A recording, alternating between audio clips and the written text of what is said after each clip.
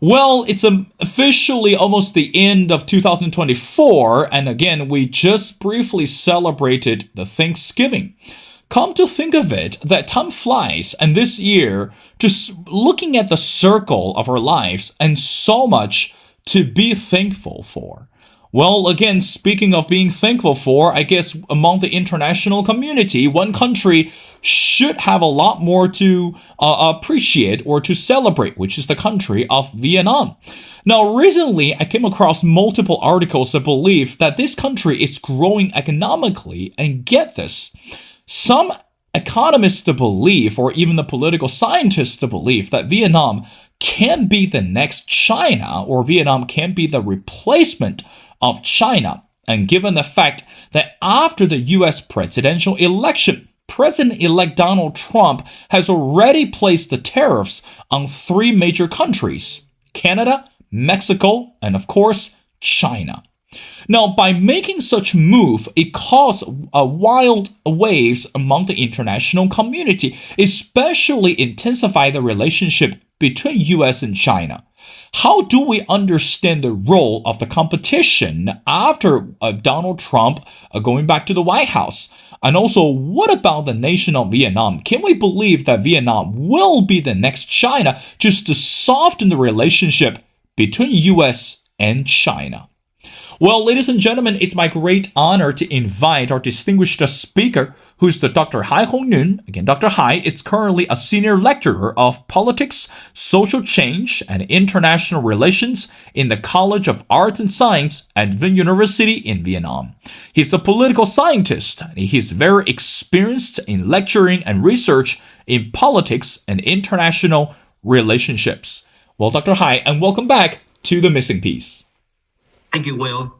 My pleasure. Well, Dr. Hai, again, the pleasure is all mine. Now, let's talk about this. Again, as I mentioned before, I guess half the world was rather surprised that President-elect Donald Trump is going back to the White House. And again, looking at his political strategy, we don't know what will hold for the future for the nation. But meanwhile, recently, even though he's not in the White House yet, he has already placed major tariffs on Canada, on China, and on Mexico. And by making the move, some believe that Vietnam is going to be one of the major countries to replace China. And again, I'm looking at the article, and again, I want to read something to you. Let's start it from there. And it says, as a, quote, connector economy, bridging the supply chain between US and China, Vietnam is being courted by both powers and receiving substantial investment.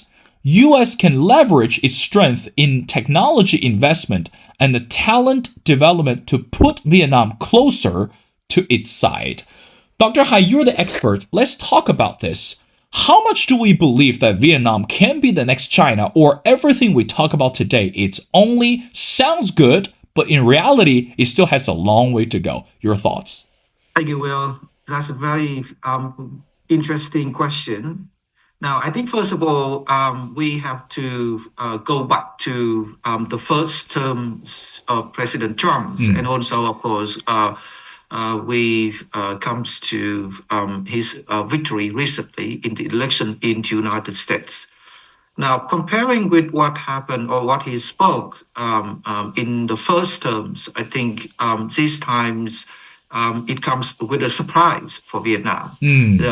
Before he officially inaugurated as the 45th president of the United States, during his campaign, he already criticized Vietnam, right? And of course, he continues emphasize and criticize Vietnam as he even sometimes he refer Vietnam as the most abusers of the United States, even worse than China. But then, of course, the first term over, and the trade economics and trade relationships between Vietnam and the United States didn't grew very well, and the bilateral trade volumes went up even nearly 100 billion US dollars. And now, and of course, we also know that the Trump first term administration also named Vietnam as a currency manipulators, Hmm. but it never um, uh, it never consider or punish Vietnam as a currency manipulator. They just named. Now, when the Biden administrations came into office, then they removed Vietnam out of the list. And of course, everyone knows in the past 4 years, the trade relationship between Vietnam and United States grew significantly. In the past 3 years, the trade volume between Vietnam and United States go up more than 100 billion US dollar. So of course, within that pictures, Vietnam's merged to be a benefit of the trade between the two countries. And of course, everyone knows the trade surplus between Vietnam and United States.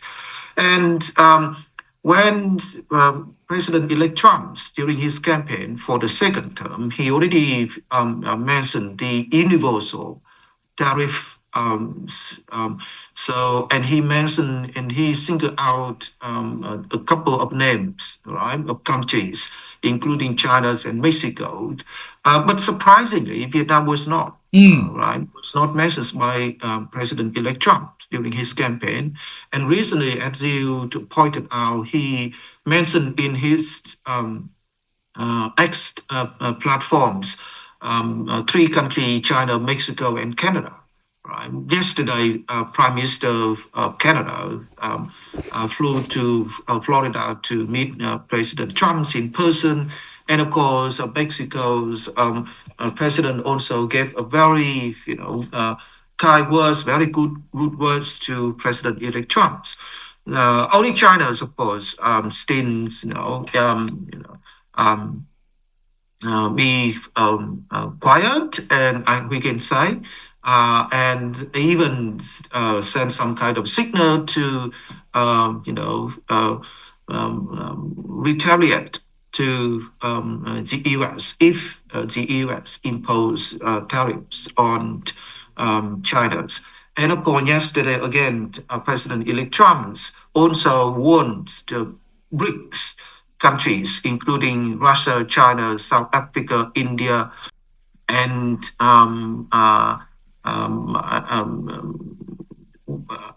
another countries, that if they create a common currency against the US dollars, then he will impose 100% of tariff on the imports Hmm. from those countries. But yes, and so in such kind of overall features and statements given by President-elect Trump, Vietnam still is out of his list. So that is very good news for Vietnam, and it comes a surprise. So what we have mentioned so far, what we have talked so far about the trade between Vietnam and the United States is about fear, right? We Hmm. fear, uh, and we haven't, as I said, we haven't heard any indication, any signal from President-elect Trump that he's going to impose tax on Vietnam. So, of course, with such statements, with such action, with what he did in the past with China, we have the fear, but I don't see any ground that for such belief or such fear that come true. Because, as I said, Vietnam's and United States had a very good relationship during Trump first administration, and I will also expect the second Trump's administration's good relationship between Vietnam and United States too, more particularly after the two countries upgraded their relationship to comprehensive strategic partnerships. And I have no doubt that um, Trump's second term's administration will focus more on China. That's because of their strategic national interest. That because of the foreign policy, which consider China as a strategic competitors from the first Trump administration, and it has been continued by the Biden administration, and of course I think that it will be continued, and everyone have the ground to believe that China is going to still be the targets of the Trump second term administration. So I'm not so overwhelmed. But I believe that thing is not getting too bad as people may have imagined about Vietnam and Iraq's trade relationships. Because if we look at, I'm in United States at the moment, right? And US is almost a huge market. Now, China used to be, we consider as the world factory for the United States, right? They import everything from the toothpick to sock, everything from China's. But now, if you go into the mall here, the shopping mall here, you can see woods come from different countries: Mm. Cambodia, Vietnam, Bangladesh, everything. Not only China, right? So if the United States focus on or import or impose tariffs on all countries, including Vietnam's. So how can the U.S. consumer have what they need? So even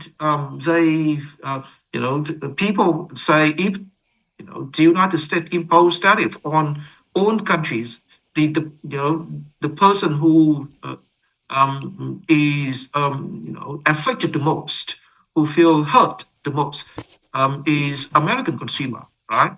So, and on the other hand, the United States is trying to diversify its imports, not focusing on only China. But they are diversifying, and Vietnam is a good, option. It is good destination, and that's why, uh, Vietnam is still, I think, in a good, positions to have a good relationship with China. Of course, as I said, I'm not overwhelmed.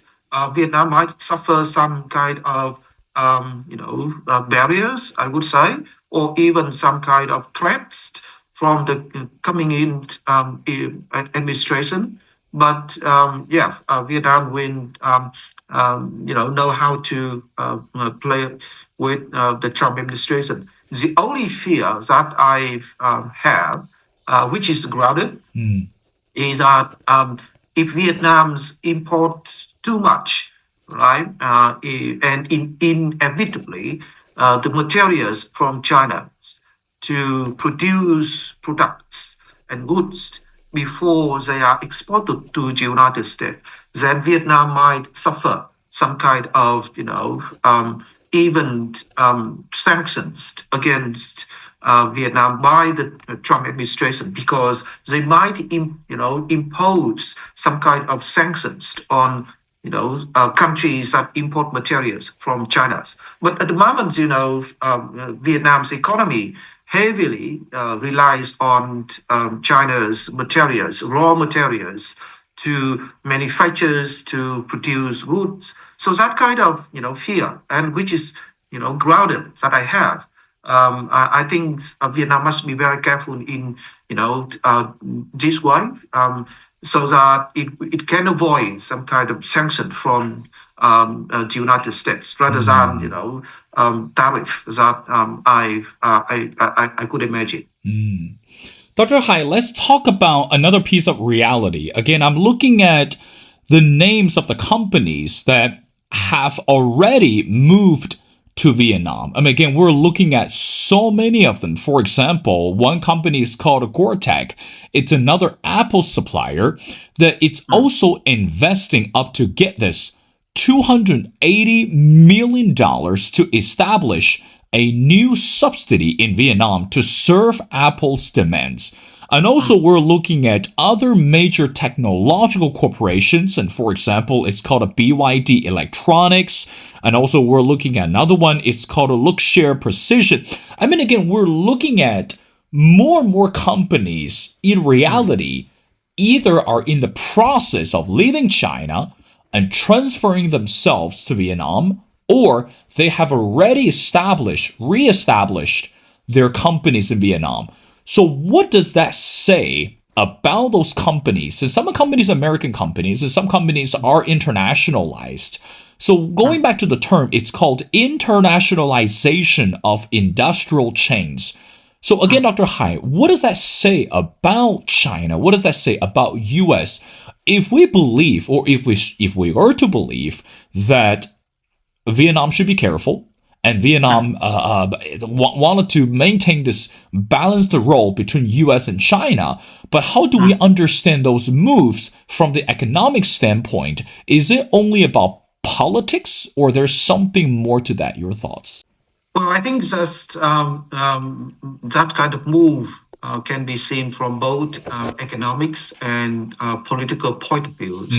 I think apparently, is of course, companies are moving out China. So that's because they fear they might suffer more tariff from the US governments, not only the Trump administrations, but also the Biden administration, and of course the incoming second Trump's administration.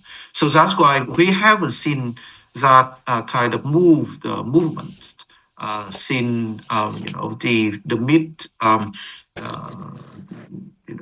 terms of the Trump first term administration, and we have seen more companies moving out China during the past 4 years, and of course when Trump's won the election, I think more company, and of course with his threats to impose tariff up to 60% on China.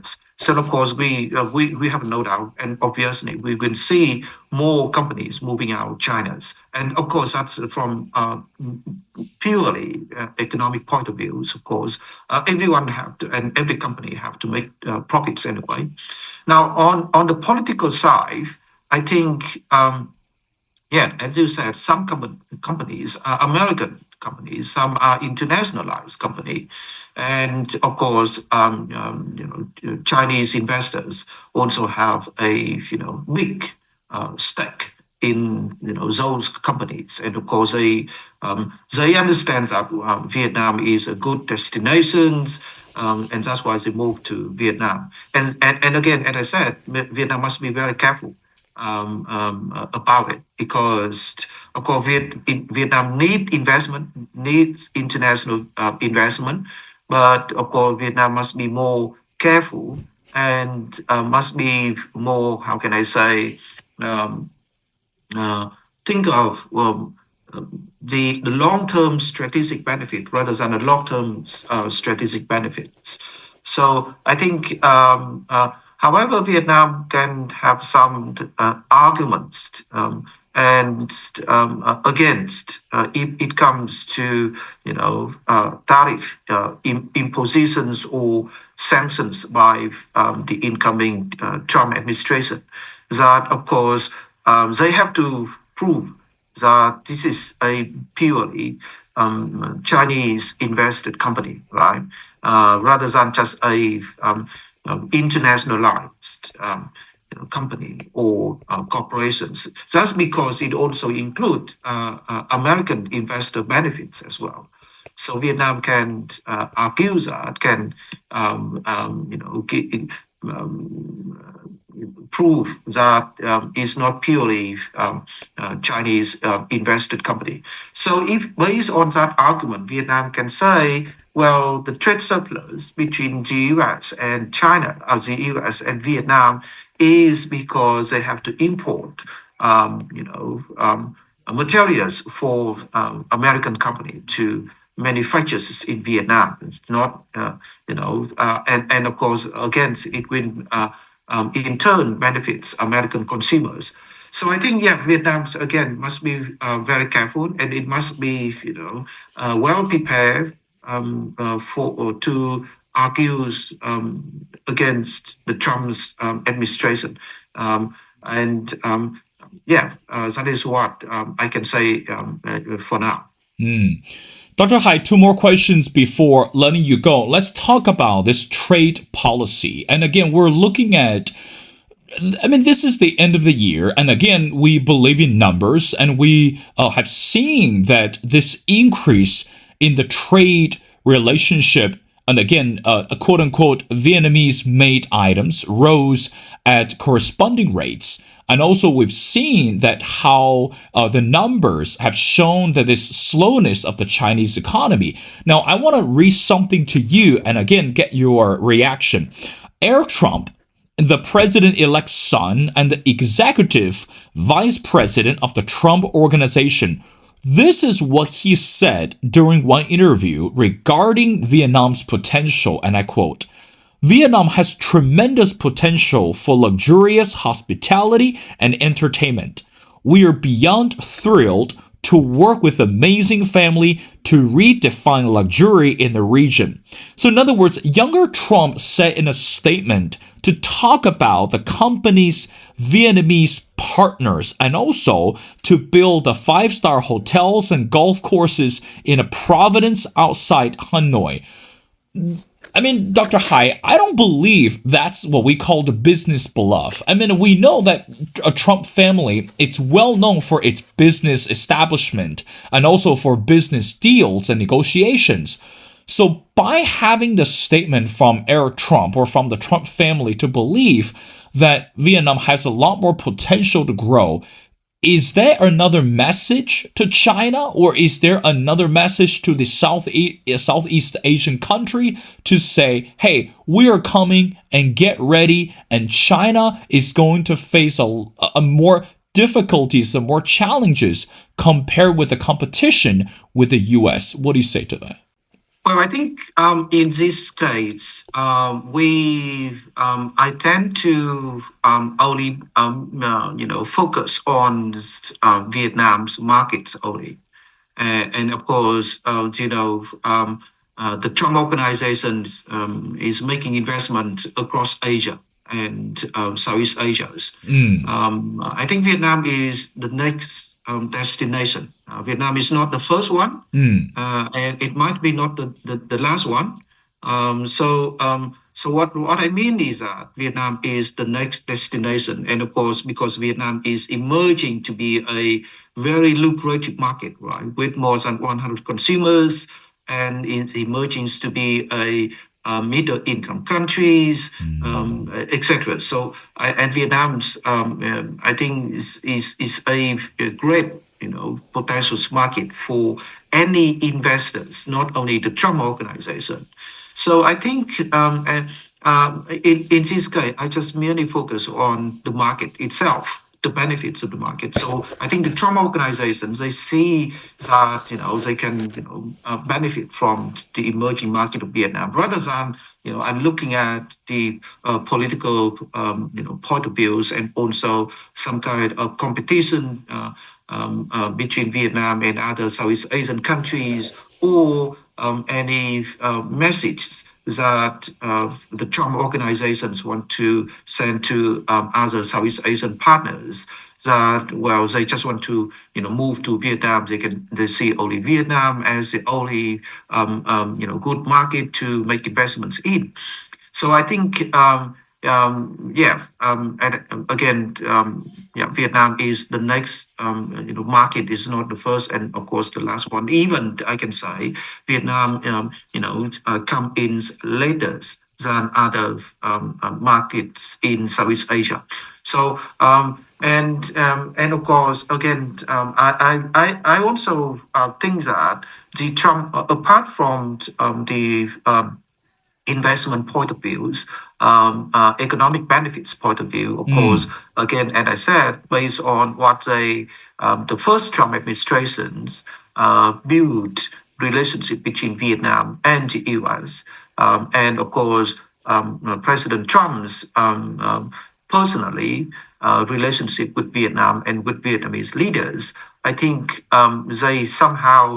they have good impressions on Vietnam, and that's why want to do business in Vietnam, make investments in Vietnam. And of course, again, on the side of Vietnam, Vietnam also, open its door, inviting investment from whoever that may come in and work in, invest in Vietnam's and benefits of Vietnam's economy, but of course by Vietnamese law and international law. So I think that's good for both sides. Yeah, that's just what I think. Dr. Hai, I want to ask you the last question. Now, again, we're looking at I'm looking at the title of the article. And it's the reaction that I got before. It's under Trump's tariffs, made in Vietnam will be the new made in China. And again, we're still seeing that one of the signatory project under the Chinese current leader is Made in China 2025. I mean, again, this is rather significant, again, along with the Belt and Road Initiative. But meanwhile, I want to ask the last question very simple, Dr. Hai. What does that signify to other countries in Southeast Asia? You mentioned and you repeated back and forth, Vietnam is not this is not the beginning for Vietnam, and won't be the last for Vietnam. So what does that say about other countries? I remember that during Biden's presidency, that he invited the leaders from Southeast Asian countries visited the White House. And again, that was a big major move and for the US and also for the world. So what does that say when we look at such move from Trump to Vietnam and also the impact to countries in Southeast Asia in the long run? Your final thoughts.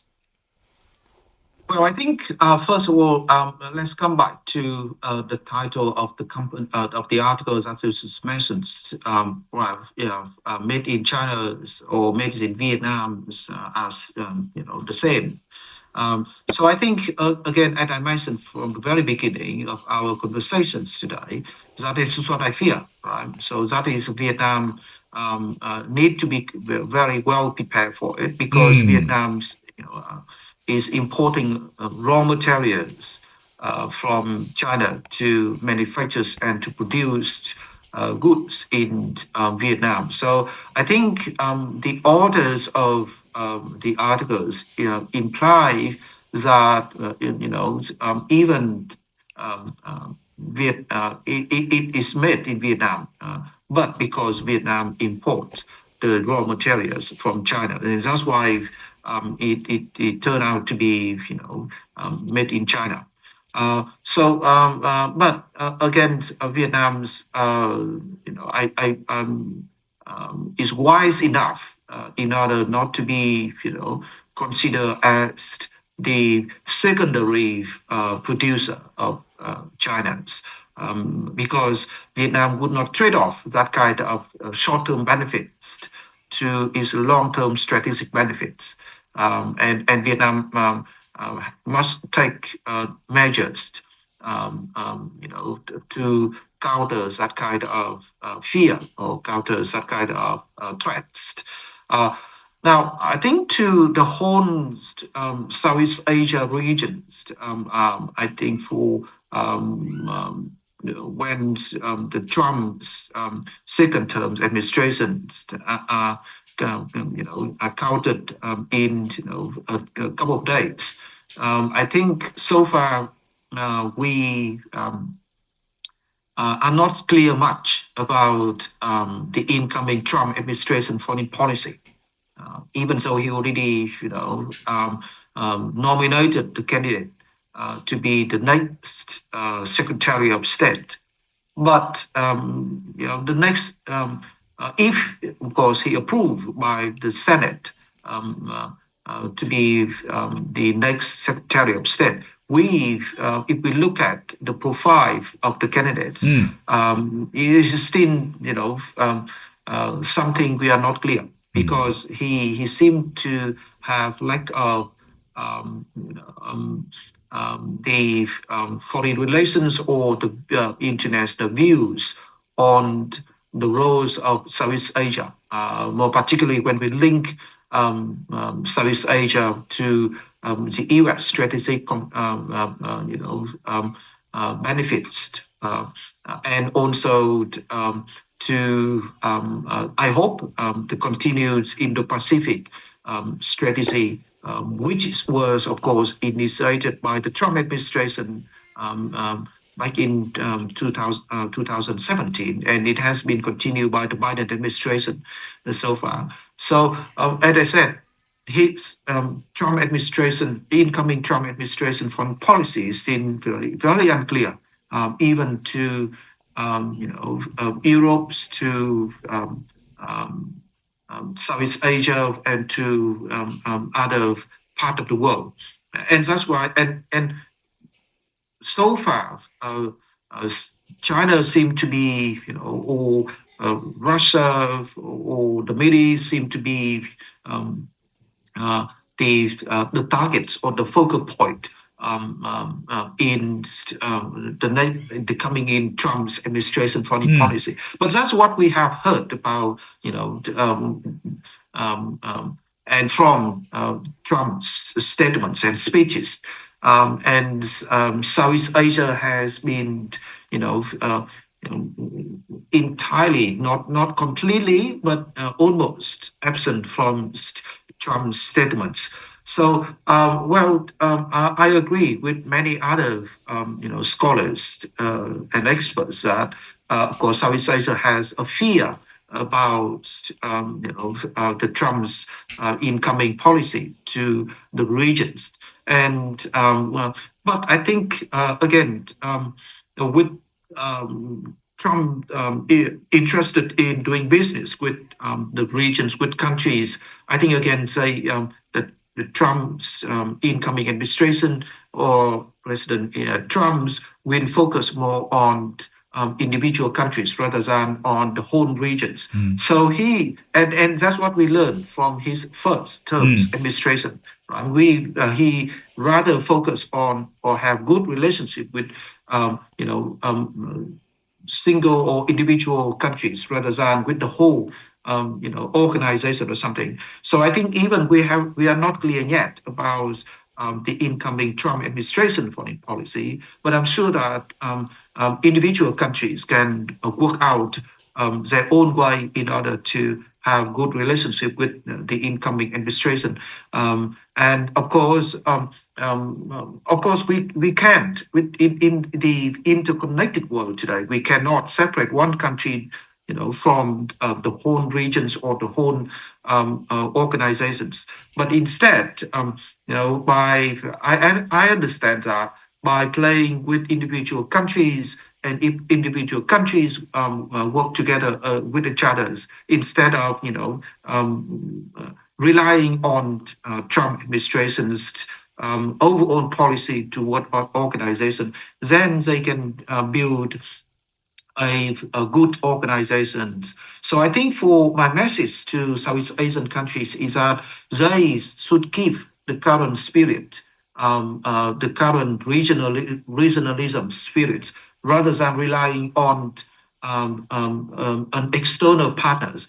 Well, they should not, just rely on the United States or China's. They should not, rely on, those external partners, but instead they should uphold the regionalism. They should uphold the regional identities and work and unite together to make the whole regions, the whole organization stronger. And that's the benefit. That's the long-term benefit for all Southeast Asian countries. Because at the end of the day, if another, they have to imagine external partners are not, the internal partners are not the internal members of the region and organization. So if the whole regions relies on the external partners, then it will break down the coherence and also the unity of the organization. So I think this is also a good opportunity for all Southeast Asian countries, particularly small countries, unite together, work together. That's what I have imagined in the past 4 years, or I think that's for the long term. Small countries should unite together to create a stronger bonds, to create a stronger relationship among them, so that they can rely on, they can, um, counter against any crisis from the outside. Well, again, Dr. Hai, I agree with you 100%. I think throughout the year of 2024, that one thing we learned is political field, it's uncertain. And also, of course, economic games are getting more and more complicated.